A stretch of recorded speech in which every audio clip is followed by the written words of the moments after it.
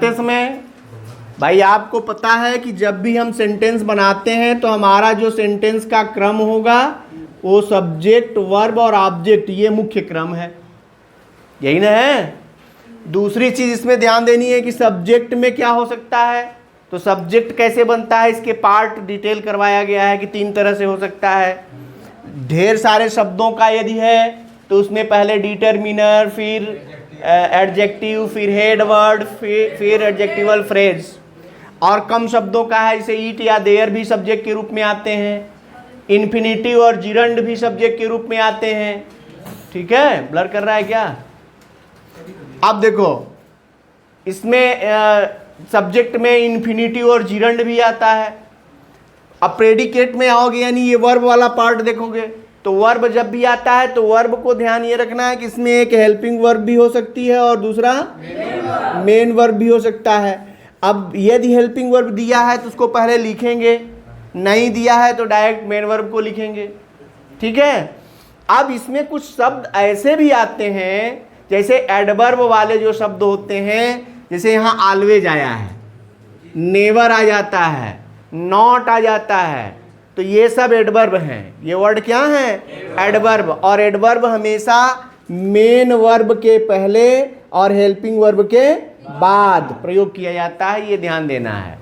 अब इस सेंटेंस में देखो, द टू ब्रदर्स क्वारल्ड, इसमें हेल्पिंग वर्ब है ही नहीं। हेल्पिंग वर्ब है? नहीं है। क्वारल्ड मेन वर्ब न है, तो क्वारल्ड मेन वर्ब है, तो अब हेल्पिंग वर्ब नहीं है, हमको ये ऑलवेज एडवर्ब मिला है। एडवर्ब कहाँ लगाएंगे? तो मेन वर्ब के पहले। बात समझ में आ रही है ना? इसका मतलब अब काम शुरू हो गया। ऑलवेज हो गया पहले नंबर पर, यानी द टू ब्रदर्स ऑलवेज, उसके बाद वर्ब का सेकेंड फॉर्म दिया है क्वारल्ड। अब बचा क्या? ईच अदर और विथ। तो ईच अदर माने एक दूसरे से, विथ माने साथ, ये प्रीपोजिशन है, तो प्रीपोजिशन हमेशा इसके पहले होगा, यानी ये फ्रेज हो गया विथ ईच अदर। बात समझ में आ गई? अब पूरा सेंटेंस क्या बन गया? The two brothers always quarrelled with each other, यानी दो भाई हमेशा आपस में एक दूसरे से झगड़ते थे। Past indefinite tense, quarrelled second form. देखिए इन शब्दों को सही जगह पर फिट करना है। काम करना क्या है हमको कि जो भी ये सही शब्द यहाँ शब्द आए हुए हैं प्रेडिकेट पार्ट में, क्योंकि सब्जेक्ट पार्ट तो दिया हुआ है, प्रेडिकेट पार्ट में इन शब्दों को सही जगह पर रखना है, क्योंकि इन शब्दों को सही जगह पर नहीं रखेंगे तो सेंटेंस का अर्थ गलत होगा या सेंटेंस ही नहीं बनेगा, सार्थक सेंटेंस नहीं होगा। अब उनको देखना है तो फिर वही क्रम, पहले हमको हेल्पिंग वर्ब देखना होगा, फिर मेन वर्ब देखना होगा, फिर ऑब्जेक्ट देखना होगा, फिर अदर्स देखना होगा। तो इसमें देखो वी है सब्जेक्ट, इसमें हेल्पिंग वर्ब दिख रहा है क्या? शुड जो है वो हेल्पिंग वर्ब ऑक्सिलरी है। ऑक्सिलरी यानी सहायक क्रिया जिसको हेल्पिंग वर्ब कहते हैं, हेल्पिंग वर्ब नहीं बल्कि वो ऑक्सिलरी होती है। और ऑक्सिलरी दो तरह की होती है, एक प्राइमरी और एक मॉडल ऑक्सिलरी। तो शुड क्या है? मॉडल ऑक्सिलरी यानी सहायक क्रिया ही है ये। ठीक है, तो शुड को पहले लिखेंगे, इसका मतलब अब शुड के साथ कौन सी क्रिया लगती है? तो शुड के साथ हमेशा वर्ब फर्स्ट लगता है। Can, could, may, might, will, would, shall, should, need, dare, use to, इन सब के साथ हमेशा वर्ब का फर्स्ट फॉर्म प्रयोग किया जाता है। ये बात आपको समझ में आनी चाहिए। मॉडल ऑक्सिलरी में डिटेल पढ़ेंगे अभी। तो इसका मतलब शुड के साथ वर्ब का फर्स्ट फॉर्म, शुड के साथ वर्ब फर्स्ट क्या दिख रहा है? बी माने होना, यानी ये वर्ब फर्स्ट है। यानी अब दो चीज मिल गई, शुड हो गया पहले नंबर पर, बी हो गया दूसरे नंबर पर। हमें होना चाहिए, हमें होना चाहिए, क्या होना चाहिए? ऑब्जेक्ट तो चाहिए, क्योंकि सब्जेक्ट हो गया, वर्ब हो गया, अब क्या चाहिए? तो क्या होना चाहिए? ओबीडिएंट, आज्ञाकारी। ओबीडियंट यानी इसका मतलब ओबीडियंट ऑब्जेक्ट हो गया। अब उसके बाद किसके लिए आज्ञाकारी किसका होना चाहिए, तो वी के साथ अपने की अंग्रेजी होती है आवर पेरेंट्स, माने माता पिता के लिए। और टू देखो ये है, यानी जब कोई भी इनडायरेक्ट ऑब्जेक्ट बाद में आता है तो उसके पहले टू लगता है ना, वही वाला टू है।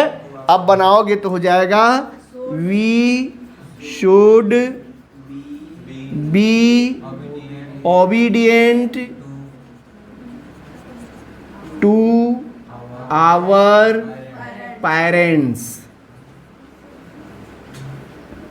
We should be obedient to our parents, हमें अपने माता पिता के प्रति आज्ञाकारी होना चाहिए। इसमें देखिए जब ये दिख जाए, ये इस शब्द को ध्यान से देखो, ये जो शब्द है ये देन, जहां भी जिस सेंटेंस में आएगा इसका मतलब इस वाक्य में कंपैरेटिव डिग्री की बात होती है। समझ में आई? कंपैरेटिव डिग्री क्या है, तो एडजेक्टिव की जो डिग्री होती है या एडवर्ब की जो डिग्री बनती है वो तीन तरह की होती है। एक होती है पॉजिटिव डिग्री, दूसरी होती है कंपैरेटिव डिग्री, और तीसरी होता है सुपरलेटिव डिग्री। पॉजिटिव डिग्री की पहचान है कि उसमें एज डॉट डॉट एज या सो डॉट डॉट एज का प्रयोग होता है। किसकी पहचान है ये? पॉजिटिव डिग्री की। और कंपैरेटिव डिग्री की पहचान क्या है? ये है देन, यही बताया मैंने कि देन दिखा तो आपको पहचानना है ये क्या है, कंपैरेटिव डिग्री चल रहा है।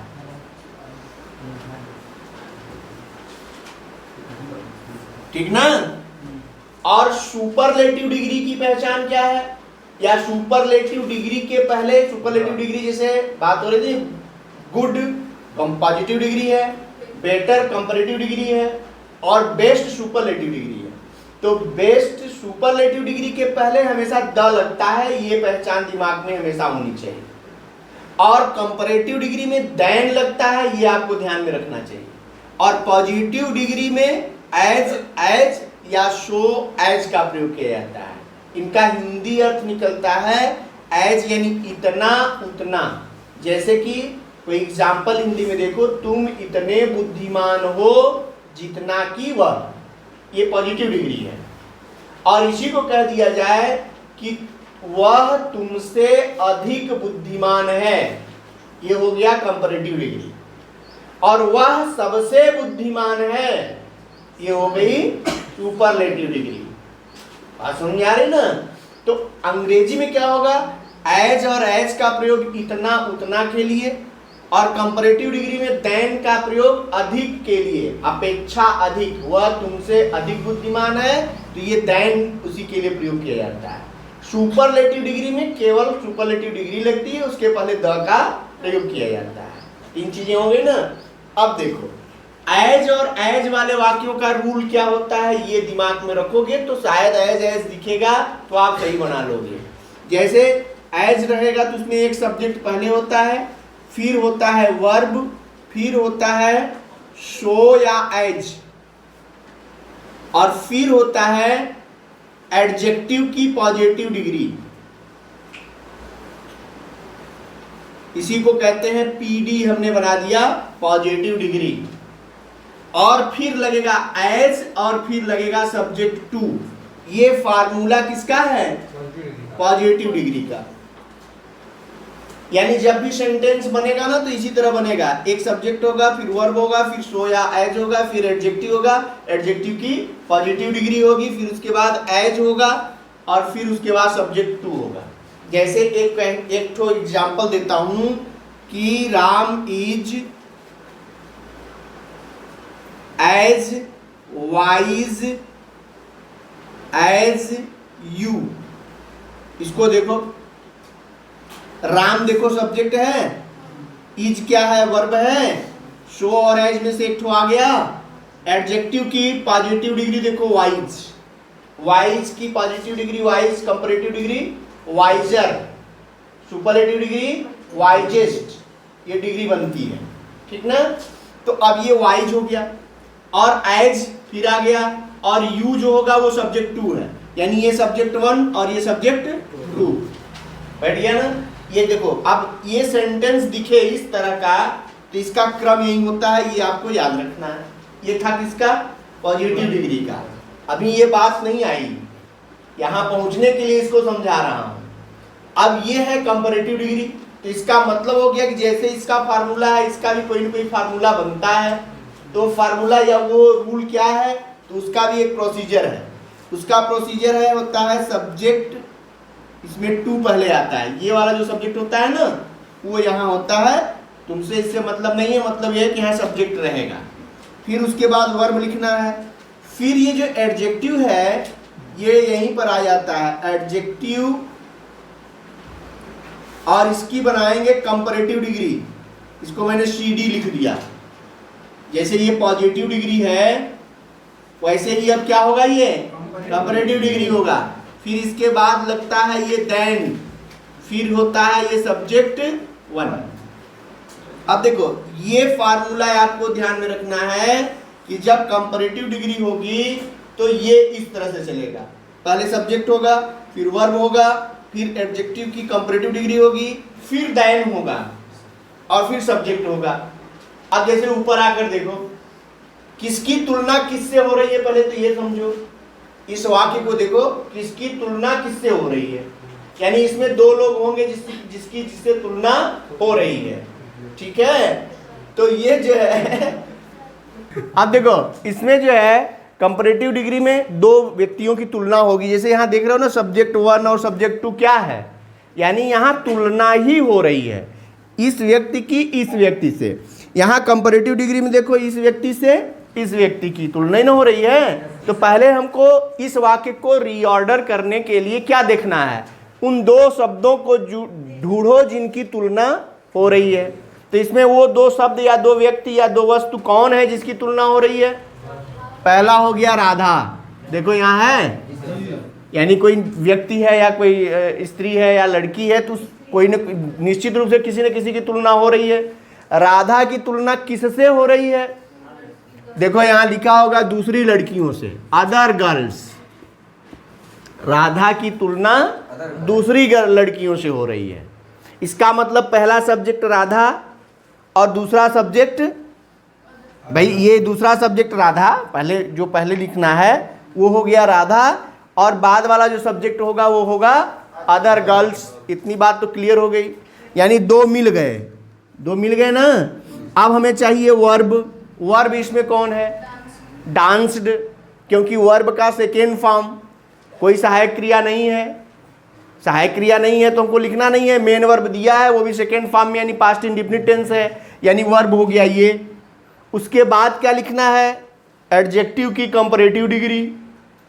अब इसमें देखिए कि एडजेक्टिव की कंपैरेटिव डिग्री कौन है, जी नहीं, मच, मोर, मोस्ट। मच, अब ये याद रहना चाहिए कि मच होता है पॉजिटिव डिग्री, मोर होता है कंपैरेटिव डिग्री, और मोस्ट होता है सुपरलेटिव डिग्री। इसका मतलब ये मोर देखे तो ये कौन सी डिग्री है, कंपैरेटिव डिग्री है।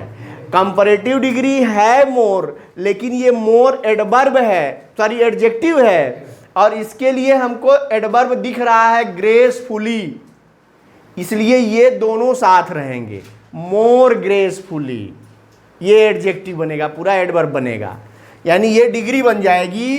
तो अब देखो मिल गया तुमको, एडजेक्टिव में क्या मिला, मोर ग्रेसफुली, और देन तो ऑलरेडी दिख ही रहा है।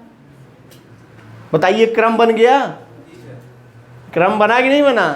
पहले क्या लिखना है, राधा, उसके बाद क्या लिखना है, डांस्ड, फिर क्या लिखना है, मोर ग्रेसफुली, देन द, यहीं पर द आ जाएगा, द अदर गर्ल्स, यही देन है, देन द अदर गर्ल्स। समझ में आ गई क्या? ये बात दिखा सबको ना? यानी जब कंपैरेटिव डिग्री में देन दिखा तो अब तुरंत समझ जाओ कि ये फार्मूला हमें सेट करना है। उसमें दो व्यक्ति होंगे या वस्तु होंगे जिनकी तुलना हो रही है, उनको ढूंढ लो किसकी तुलना किससे हो रही है, फिर उसके बाद वर्ब लिखो, फिर उसके बाद एडजेक्टिव जो कंपैरेटिव डिग्री की है उसको निकालो या एडवर्ब निकाल लो, यहाँ एडजेक्टिव की जगह एडवर्ब भी हो सकता है। उसके बाद देन लगाकर सब्जेक्ट को लिख देना है। ये क्रम है, यही है क्रम, शब्दों का एक सही स्थान, इसमें आगे पीछे नहीं होना है। ठीक है, दूसरा देखें, दूसरा देखो, throwing man A V car stone at the सा। अच्छा, द भी है। अब देखो इसमें सब्जेक्ट कौन दिख रहा है? Yes, we. वी अपने आप में क्या है? प्रोनाउन सब्जेक्ट है, तो अपने आप सब्जेक्ट मिल गया हमें, यानी वी को पहले लिखना है। फिर उसके बाद क्या है? वर्ब कौन है? अरे वर्ब का सेकेंड फॉर्म, मुख्य क्रिया तो सेकेंड फॉर्म होती है। थ्रोइंग तो जिरंड और पार्टिसिपल भी बनता है, तो ये कहाँ से क्रिया हो गई? क्रिया हमारी मुख्य क्रिया ये है जो वर्ब का सेकेंड फॉर्म है, जो टेंस बता रही है। तो इसलिए ये क्या हो गया? वी सा, किसको देखा? एक आदमी को। We saw a man. अब ये आदमी कुछ कर रहा था, क्या कर रहा था? थ्रो कर रहा था, इसीलिए थ्रोइंग। क्या थ्रो कर रहा था? यस, ए स्टोन आया ना, यानी वो थ्रो कर रहा था द स्टोन। चूंकि हम यहाँ ए लगा चुके हैं और एक ही ए है इसमें, तो ए लगा चुके हैं तो द बच रहा है, द दो है तो द यहाँ लगा दिया, द स्टोन। अब कहाँ फेंक रहा था? Eight the car. सावधानी से, जब बड़े सेंटेंस मिले तो उसमें सावधानी से शब्दों को चयन करोगे तो सही बैठेगा, और इधर का उधर कर दिए तो सेंटेंस का अर्थ बदल भी जाएगा। इसीलिए शब्दों का चयन ध्यान से करना है। हमने कहा पहले सब्जेक्ट मिलेगा, इसको लिख दो, नहीं कंफ्यूज हो जाओगे।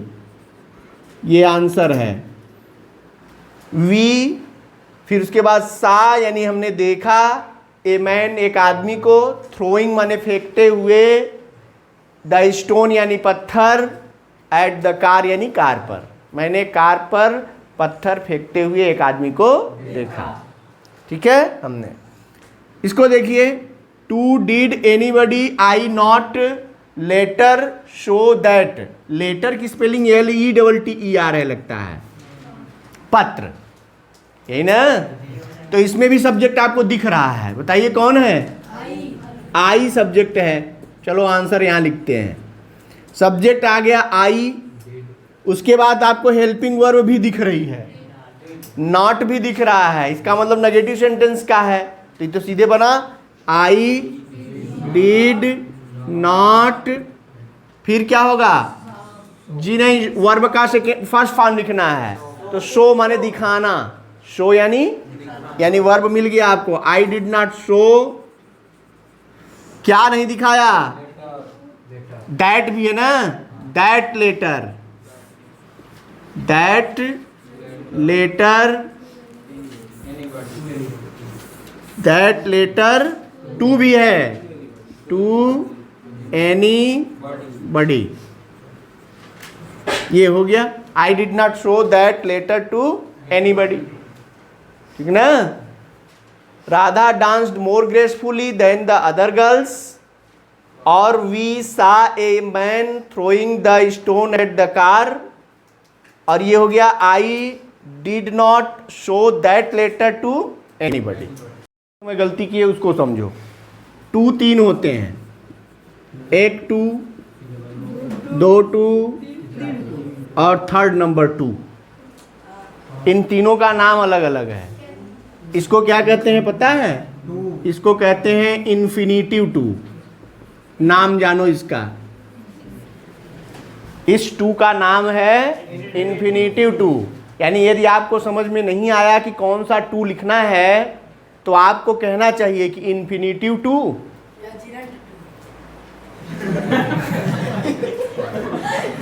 जीरंड में टू कहाँ लगता है? जीरंड में तो वर्ब के फर्स्ट फॉर्म में आईएनजी न लगता है, तो जीरंड में टू कैसे आएगा? तब कौन सा टू? नेक्स्ट टू, जो दूसरा टू है उसको कहते हैं एडवर्ब टू। ये क्या है? इसका नाम है एडवर्ब टू, इसको एडवर्ब कहते हैं। यानी जब अब इसको पूछना हो तो आप क्या कहेंगे कि एडवर्ब टू या इन्फिनिटिव टू। अब ये टू मान लो लिखना है तब क्या पूछेंगे? इसको काउंटेबल या न्यूमरल टू कह सकते हो, न्यूमरल टू यानी संख्या बताने वाला टू। ये है न्यूमरल टू, ये है एडवर्ब टू और ये है इन्फिनिटिव टू। यानी यहाँ पर कहना था कि एडवर्ब टू और यहाँ कहना था इन्फिनिटिव टू। जब ये दोनों आ जाएंगे तो कहना ही पड़ेगा, नहीं कंफ्यूजन होगी लिखने वाले को भी सुनने वाले को भी। तो जब भी आप इन दोनों आ गए साथ में तो आपको बताना चाहिए कि यहाँ इन्फिनिटिव टू और यहाँ एडवर्ब टू होना चाहिए। ये इनका नाम है, नामकरण, ठीक है। अब गलती नहीं होनी चाहिए।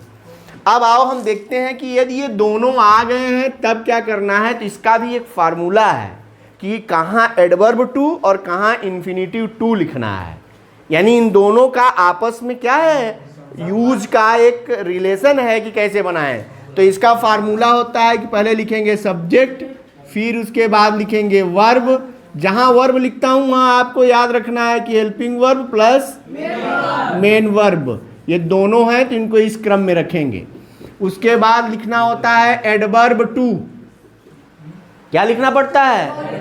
Adverb too. फिर उसके बाद लिखना होता है एडजेक्टिव, फिर होता है इन्फिनिटिव टू, फिर होता है वर्ब का फर्स्ट फॉर्म। क्योंकि इन्फिनिटिव टू जब भी लिखाएगा तो इन्फिनिटिव टू वर्ब फर्स्ट के पहले होता ही है, इसलिए जहां भी इन्फिनिटिव टू आया तो आपको कॉमन में समझ लेना है कि उसके बाद वर्ब फर्स्ट ही लिखना है।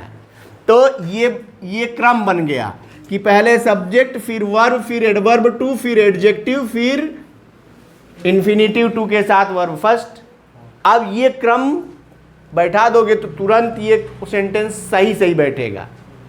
इसमें सबसे पहले लिखेंगे क्या? सब्जेक्ट क्या है? यू। फिर उसके बाद क्या लिखना है? आर ही मेन वर्ब और हेल्पिंग वर्ब नहीं है क्योंकि मेन वर्ब नहीं है इसमें, ठीक है। तो ये हो जाएगा यू आर। उसके बाद क्या लिखना है? एडवर्ब टू भी हो गया। फिर उसके बाद एडजेक्टिव लिखना है। एडजेक्टिव क्या है? हार्ड, ठीक है, नहीं फैट, सॉरी फैट। ये क्या है? फैट, यानी यू आर टू फैट। उसके बाद क्या लिखना है? इन्फिनिटिव टू हो गया टू। फिर उसके बाद आप देखो यहाँ पर, इसको समझो, वर्क हार्ड लिखें कि हार्ड वर्क लिखें? हार्ड वर्क और वर्क हार्ड दोनों अलग अलग शब्द हैं, इनको भी समझ लो यहीं पे। ये देखो हमने लिखा हार्ड वर्क, बड़े ध्यान से समझना, इसमें बहुत गलतियां होती हैं और तुम गलतियां करते हो और अब सुधार लो कि गलती ना हो। दोनों में अंतर क्या है? और वर्क हार्ड, ये देखो, ये देखने में दोनों लगते हैं कि एक ही बतिया तो है। वर्क हार्ड वर्क जो होता है इसके माने होता है परिश्रम। हार्ड वर्क माने परिश्रम और वर्क हार्ड माने होता है परिश्रम करना। अब बताइए क्या अंतर है? इन दोनों में क्या अंतर है? जी, ना लेने की ध्वनि निकल गई तो वो क्या है? वर्ब है। ये वर्ब है और ये क्या है? ये नाउन है, संज्ञा है। अंतर हुआ कि नहीं हुआ? पार्ट्स ऑफ स्पीच में अंतर है। अब जहां नाउन लिखना है वहां वर्ब लिख दो और जहां वर्ब लिखना है वहां नाउन लिख दोगे तो बाकी गलत होगा कि नहीं होगा? इसलिए अब ध्यान देना है कि यहां क्या लिखना है? यहाँ टू के बाद क्या लिखना है? वर्ब फर्स्ट लिखना है। इसका मतलब वर्ब फर्स्ट होता है वर्क हार्ड, न कि हार्ड वर्क। ये अंतर है, इसलिए यहाँ वर्क हार्ड लिखेंगे। ठीक है, इसीलिए इसको अलग अलग करके लिखा है ना, एक साथ नहीं लिखा। तो अब सही बैठाना पड़ेगा आपको कि वर्ब लिखना है तो वर्क हार्ड, मान लो एडजेक्टिव ये नाउन लिखना पड़ता तब हार्ड वर्क लिखते तब। हाँ समझ में आ रही ना? तो हो गया you are too fat to work hard. Clear?